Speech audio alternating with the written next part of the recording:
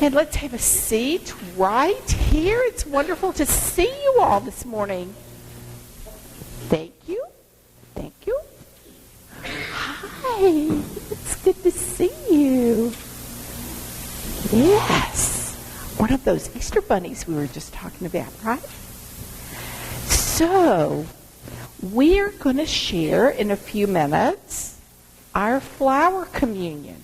So I want to tell you just a little bit or remind you how this came to be. So way back between World War I and World War II in 1923 in Prague, Czechoslovakia, there was a little congregation, sort of like us, maybe smaller, and they had a building like us, but it was plain and simple. Hard wooden chairs, no piano, no big steeple like you see in a lot of churches, no organ, no flowers, no beautiful plants like we have. So what would be left? What? Oh, yeah. Well, maybe not on an island because it was in a city, but what do we have 4 of in here? 4 what? Walls and maybe a ceiling. Yeah, and maybe a door and a window, but very plain and simple. Yeah. But it had something really important inside the building, and what was that? What? The people who were in there, right? So what's most important in any congregation is the people. And they had a very wonderful minister named Norbert Chapek who had been there for 2 years, and he realized that his congregation was very plain and simple.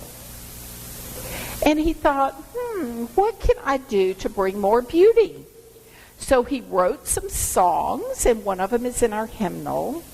But he kept thinking, what beauty can I bring into our congregation? And one day he was walking in the spring. Have any of y'all been walking outside lately? Yeah.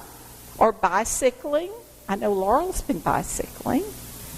Yes. Yes. So as he went out about his walk, he saw maybe what we were seeing when we were out. Any of us out? And beautiful flowers. And he thought, the flowers would make our building beautiful. And he thought about it some more, and he talked to all of his members, and he said, next Sunday, bring some flowers, or branches of flowers, or twigs, even if you don't have any blooms, and let's bring them. And so they did. And they were worried about, well, which one do I bring? Do I need to bring a certain kind? And he said, whatever is beautiful to you. So they brought them.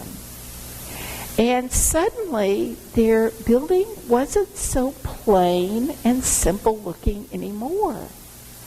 But what was most important, they realized that just like each one of these flowers is special and unique, different shapes and colors, each one of us is special and unique. And that's what he wanted the members of his congregation to understand, is how beautiful and wonderful each one of us is.